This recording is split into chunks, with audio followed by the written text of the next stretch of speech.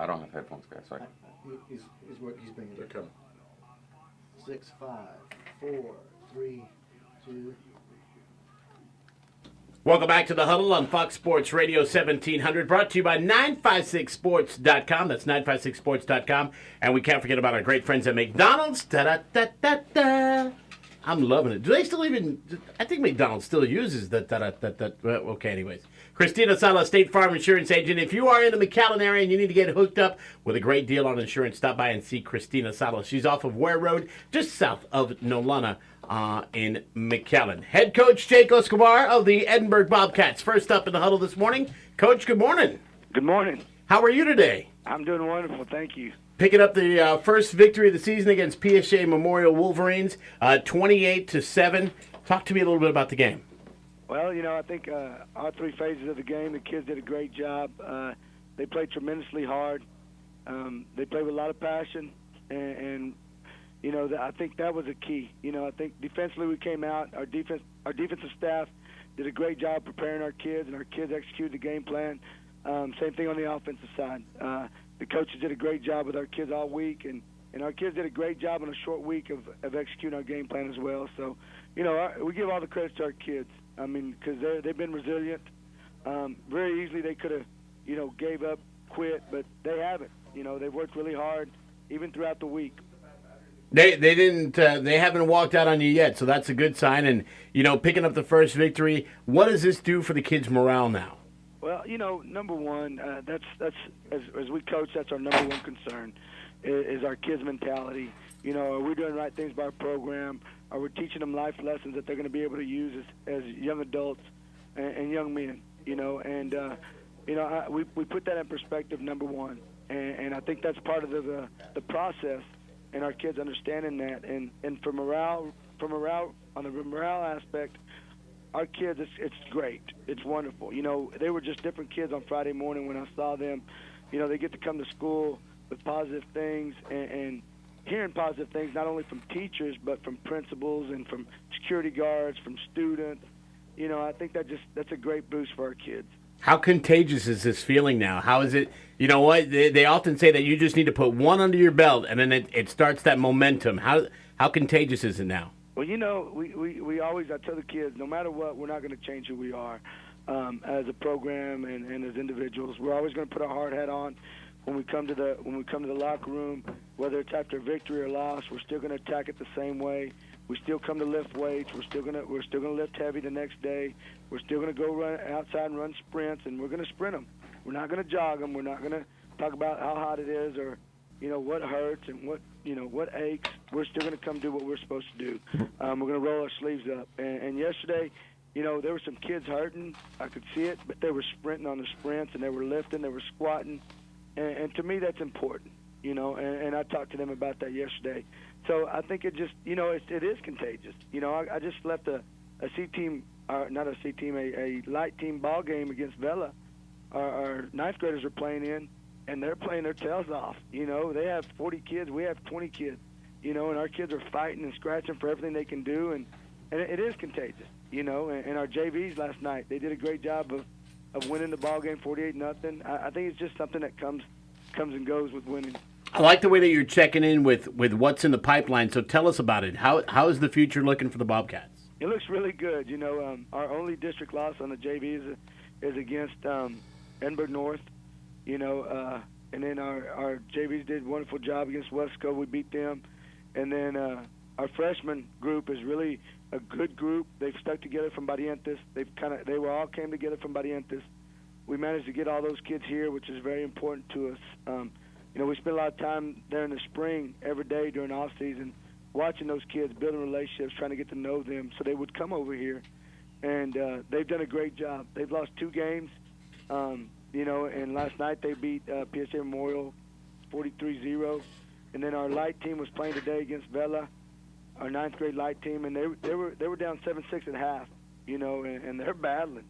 And then our JV light's fixing to play. There's only like 18 kids on that JV light, but they're getting to play. Right. And that's what I tell them. That's important because we have a couple kids playing on our varsity that are starting that were JV light players last year for us, and I think that's important, them getting reps.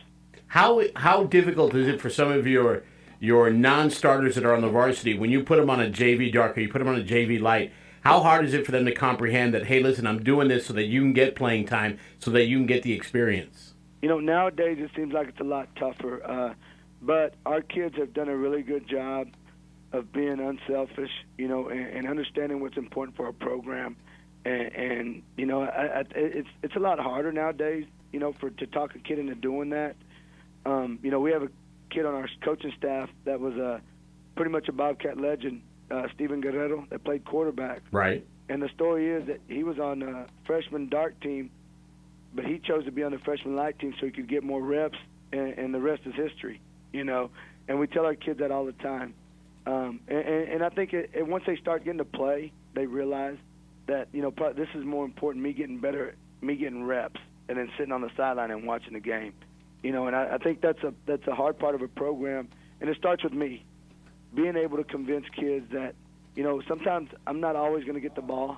I might not run it. I might not play 48 minutes. I might play a minute. I might not play a minute at all.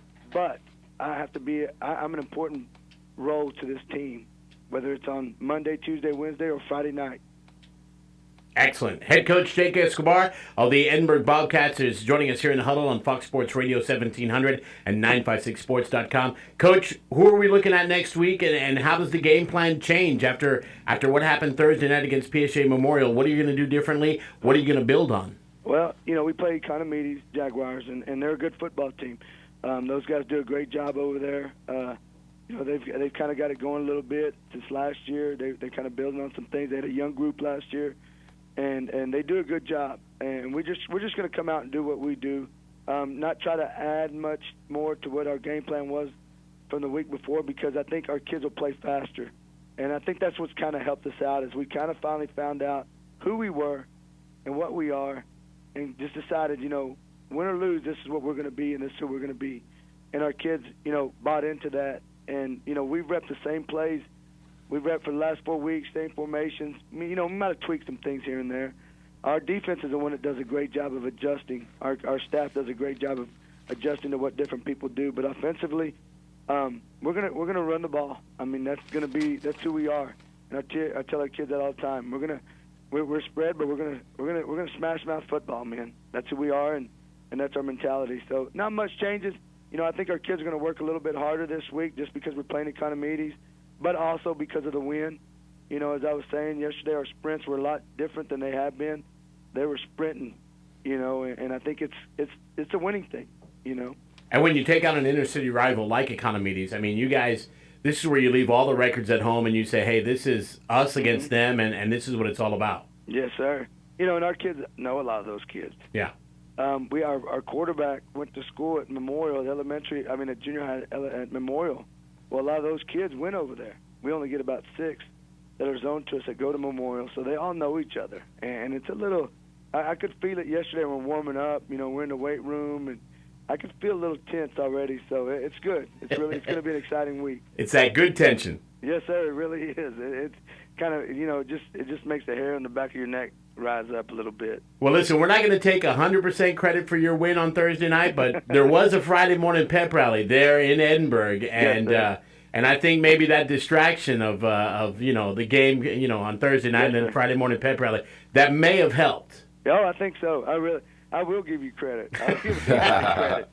I really give you and the kids credit, but you're right. I think so too. I thought about that because the kids came by that evening and they were like, "Coach, can we come by and get our jersey in the morning?" And I was wondering why, and then they said, "Well, we got the pep rally." I said, "Oh, that's right." And then I saw you on the news, so I appreciate y'all doing it after we play. Well, I'll tell you what, the spirit of not just Edinburg High, but of all the Edinburg schools. And, we talked about the kids from Memorial, and you have those friendships and those acquaintances. Yeah. It was evident after the pep rally. When nobody wanted to leave Mickey D's, it was kind of like, hey, listen, we got things to do. You guys need to, you don't have to stay here, but you got to move, So it was good seeing those acquaintances. Well, it's good. I think it's not a great rivalry to be a part of, and people can view it a lot of different ways. I think it's fun. I think they're great. I think that's just what makes it. It adds to the game of the football, and I think it's awesome that there's those type of rivalries. We played Edinburg North 2 weeks ago. I think we were 2-10, you know, but you know, and I think it's exciting for the kids. You know, I think it's good. And Coach, Edinburg is one of those schools that's been around for a very long time here in the Rio Grande Valley, from the old 5A days when it was just Harlingen, McAllen, Edinburg, you know, Brownsville, Hanna. You know, there's only a few 5A schools, or only 10 5A schools, and so the tradition is rich at Edinburg. So it's always good when the Bobcats are winning. Yes, sir. That's right. You know, coming into the job, I knew a little bit about Edinburg and the Edinburg Bobcats, and I did some research, and I went out and tried to meet old Bobcats, people that were here when it was one school. You know, I talked to Coach Flores. He's a real good friend of mine, and we talk a lot, and I try to tell our kids about that because, you know, I tell them about before we played Mac High, I explained to them about that rivalry of what it was, you know, back in the day, and how, you know, it was the cats versus the dogs, and that's all there was, you know, and how big it was, and things like that, and gave them a little history of it, you know, and you're right. I mean, there's some rich tradition here, and it's great to be a part of. It really is. And it's good to see that your kids stuck it out with you and you know, didn't stop, you know, during the season. That's so important because they got to remember, you know, that's the way it's going to be in life. You know, that's right. You're not always going to win every game, but you got to continue to move forward. That's right. And we've been blessed. We've been blessed to have some great kids that understand that. You know, and our coaching staff, the coaching staff that we have here has done a great job of implementing that in our kids, and them understanding that, you know. And I told them this the other night after the game. I told them a long time ago that if you stay in the program, you're going to be a champion. And I wasn't talking about a district champion. I was talking about a champion in life. Yep. You know, and there's going to be tough times that you can't learn anywhere else. You can't learn in the classroom. It's just something you learn by playing athletics. You know, and if you can stick with it, I promise you we're both going to be better people by the time it's all said and done. Amen. That's how it works. Coach, we appreciate the time. Good luck against Economides on Friday night, and we look forward to having you on the show again. Thank you. Y'all have a pep rally on Saturday morning if y'all going to have one. You got it. We'll work on that for you. Thank you, sir. You got it. All right. Coach Jake Escobar of the Edinburgh Bobcats joining us here in the Huddle on Fox Sports Radio, 1700 and 956sports.com. And, you know, I personally enjoyed hearing him say, hey, I reached out to Coach Flores. I reached out to the former Bobcats because last night on the sidelines, we were having this discussion. Athletic Director Paula Gonzalez from McAllen, Superintendent James Ponce, and I were having the discussion of back in the day when you had 10 teams in one district, and you didn't have, I mean, it was one PSA, one Edinburg. You had two McAllens, you had a Brownsville, you had Harlingen, San Benito, and I think Porter and Hanna maybe. You know, and that was your district, and one team would advance from that district, and it was, you just sat back and you went, wow, where we've come from. You know, Coach Gonzalez, the athletic director from McAllen, she'd been out of the Valley for 5 to 7 years, I think, if I remember correctly. She was in El Paso. She said that when she got back, she didn't recognize, you know, all the different schools, all the different districts that have blossomed along the way, and it was just good having that conversation. That's the old school. That's the old Rio Grande Valley that we remember. Yeah. You know, back from the 80s and the 70s, and there was only one team, like you said, that went to the playoffs, and I think it went to the two teams maybe in the late 80s or something like that. Yeah, and then all those teams, all the La Joyas, the Los Fresnos, Donna, they were in the 4A district. And that district was tough too, because that's a district that I played in, and that was a tough district. So it was just awesome. But you like that. You always like to bring in that, you know, the old coaches and the old players and bring that tradition. Once you do that, and you get these kids to believe in that and to buy into that and remember that, you know, you're not just playing here to win and for the glory of scoring a touchdown. Not everyone's going to score a touchdown. And you are going to learn a lot of things, a lot of lessons in life about the Rio Grande, about playing football. And I talk about that stuff all the time. And you know what? It's those trips down memory lane. I mean, I was reminiscing about, it was 83, I believe, PSA and Edinburg High. The game was going to be tape delayed on Channel 4. That was the thing. Jeff Coach was calling the game. I don't remember who his partner was. But it comes down to the last minute, and Coach Bruce Bush, who, you know, came from Alice to PSA, runs an end around, and the Bears upset Edinburgh because Edinburgh, you know, you had the whole red, white, and blue and the Bobcat soldiers, and they're coming in to PSA, and they do the end around, and the Bears win the game. And that was the one thing that every time I sit down with Coach Bush, I was, I kind of try to poke him and say, hey, you remember this play? And, Robert Alanis, I think, was the guard that took it in for the touchdown. But that was just the pageantry that it was back in the day. Before there was a 956sports.com, before there was different organizations where you could see the game as it's happening. Yeah, before there was Taifa, before there was all these, there's like 5 Little League football teams now. Yeah. It's all you do is just all you focused on was watching your PSJAs, your McAllen Highs, your teams like that, and those were the glory days. They're still glory days, but those are some of the old time days that you remember. And the only time you could really watch the game, Tony, is when you went back into the film room on Saturday or Monday to watch the game. It wasn't online and all that stuff, but those were some really good times, and hope the kids keep continuing to play football. Don't quit on your team, and you're not going to remember when you graduate and it's 30 years later. Believe me, you're not going to remember the football games. You're going to remember the times that you had in the locker room. You're going to remember the times that you had with your players outside of the games. That's what you're going to really remember with all your teammates and all the good times you had with that. It's about winning championships, and that's what you want to do. But then after that, you're building a lot of memories with all your teammates. And then forget about the teammates, the fans that are out there at the game watching it. I mean, 84, I was 12 years old. I was a fifth grader.